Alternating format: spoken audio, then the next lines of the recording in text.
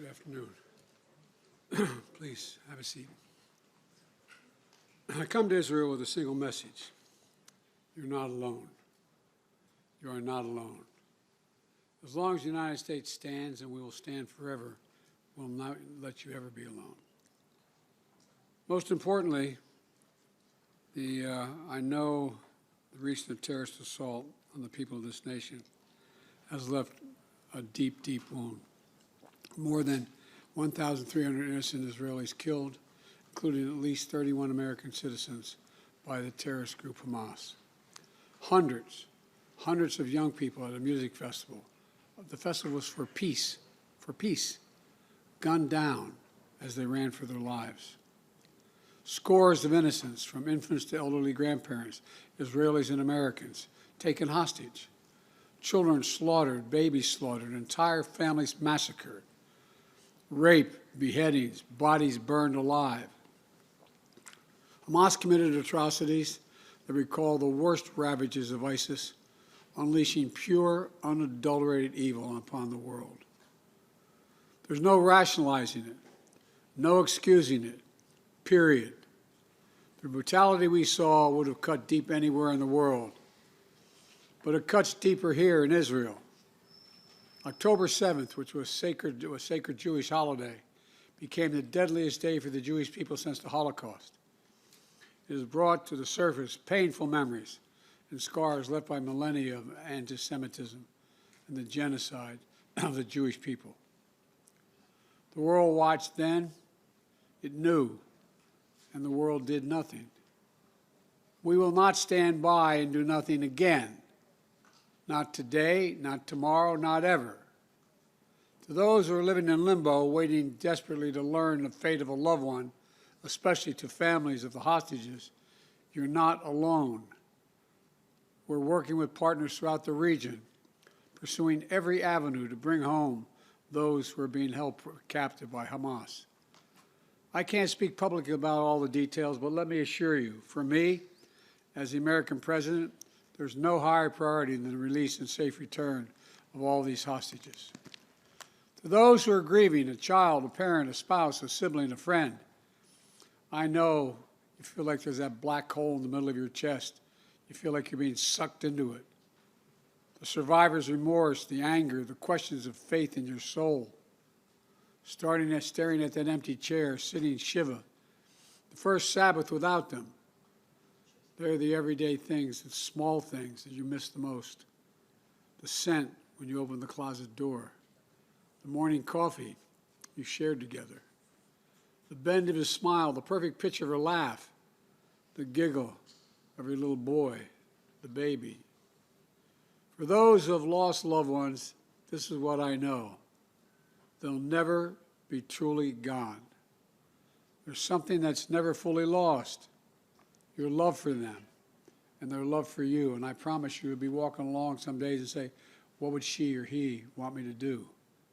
You smile when you pass a place that reminds you of them. That's when you know.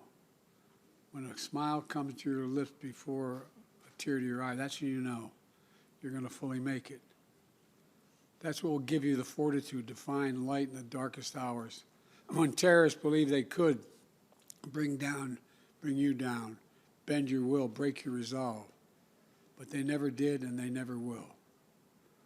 Instead, we saw incredible stories of heroism and courage, of Israelis taking care of one another, neighbors forming watch groups to protect their kibbutz, opening their homes to shelter survivors, retired soldiers running into danger once again, civilian medics flying across rescue missions, and off-duty medics at the music festival caring for the wounded before becoming a victim himself.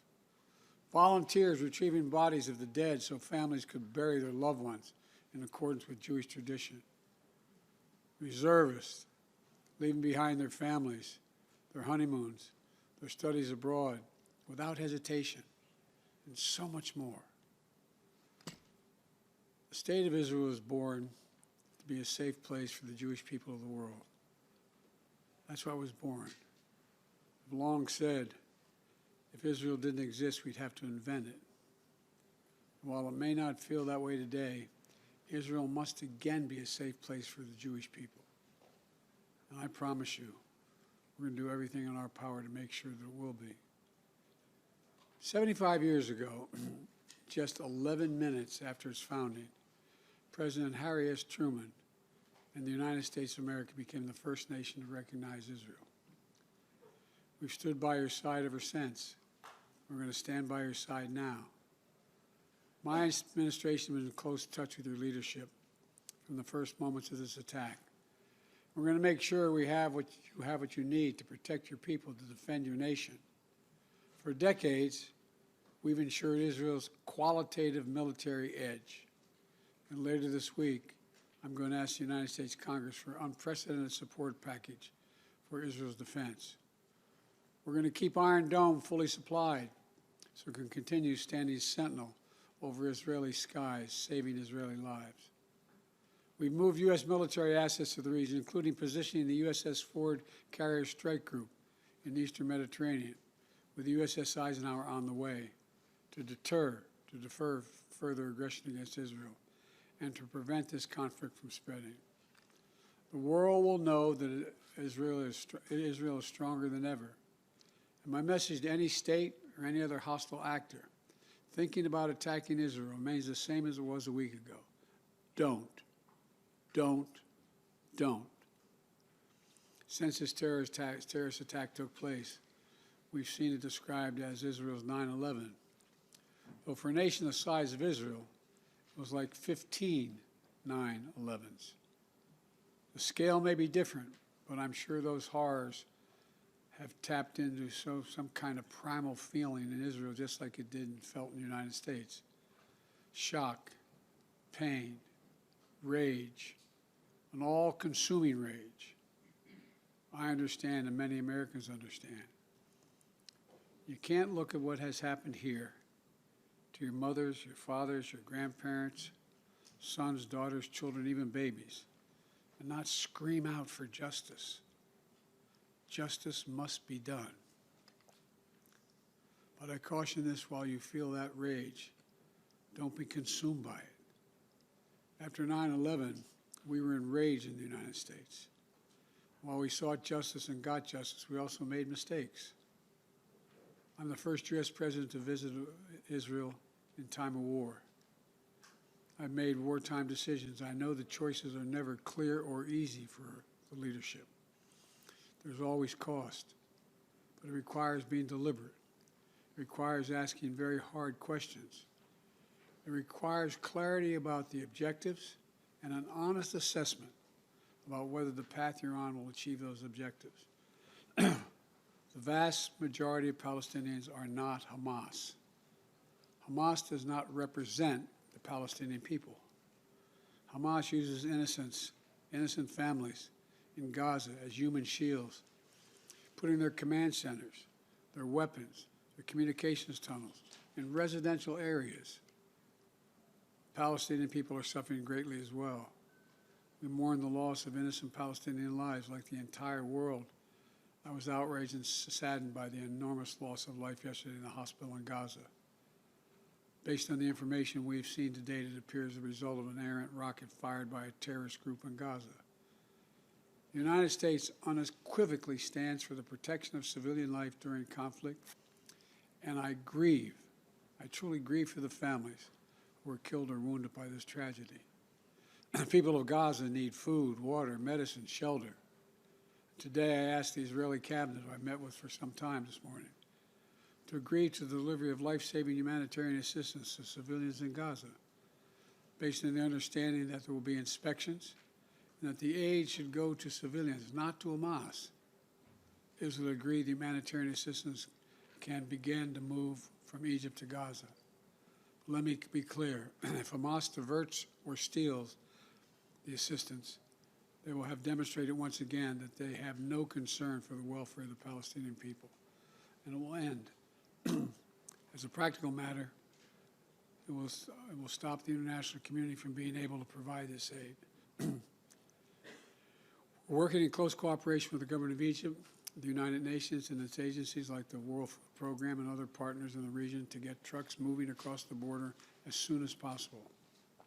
Separately, I ask Israel that the global community demand that the International Red Cross be able to visit hostages.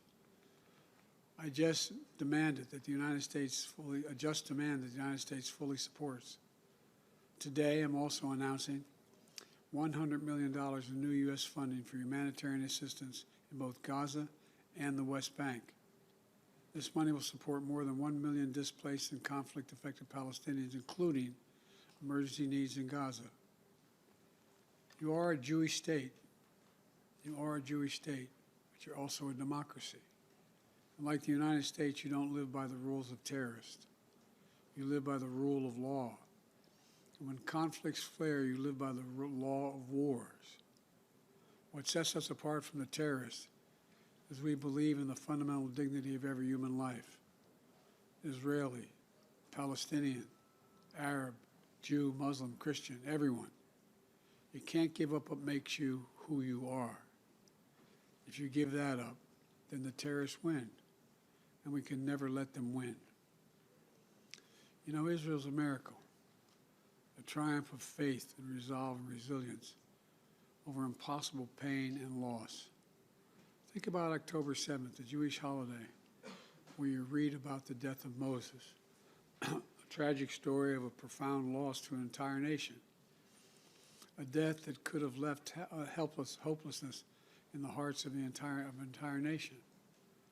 But though Moses died, his memory, his message, his lessons have lived on for generations of the Jewish people as well as many others. And just as the memory of your loved ones will live on as well.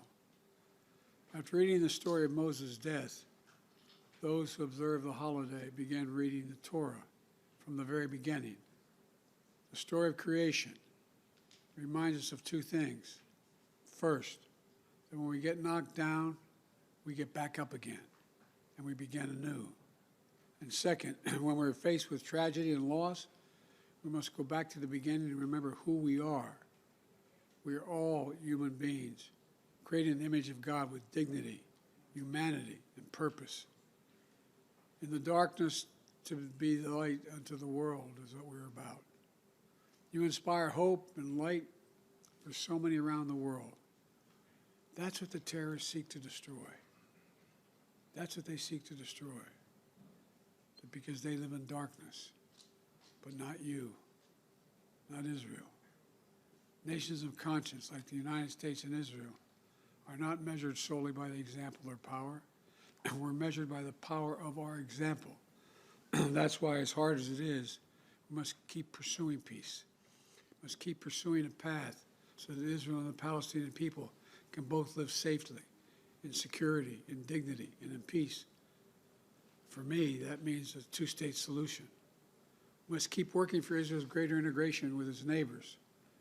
These attacks have only strengthened my commitment and determination and my will to get that done. I'm here to tell you the terrorists will not win. Freedom will win. So let me end where I began. Israel, you're not alone. The United States stands with you. I told the story before, and I'll tell it again, of my first meeting with an Israeli prime minister 50 years ago as a young senator. I was sitting across from Golda Meir at her desk in her office. And she had a guy who later became prime minister, sit next to me, just before the 1973 Yom Kippur War. And she flipped the maps up and down, telling me how bad things were and how terrible they were. All of a sudden, she looked at me and she said, "Would you like a photograph?"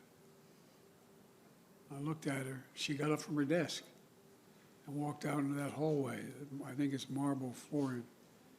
Walked out in the hallway. We walked out and there were a bunch of photographers standing in front of us.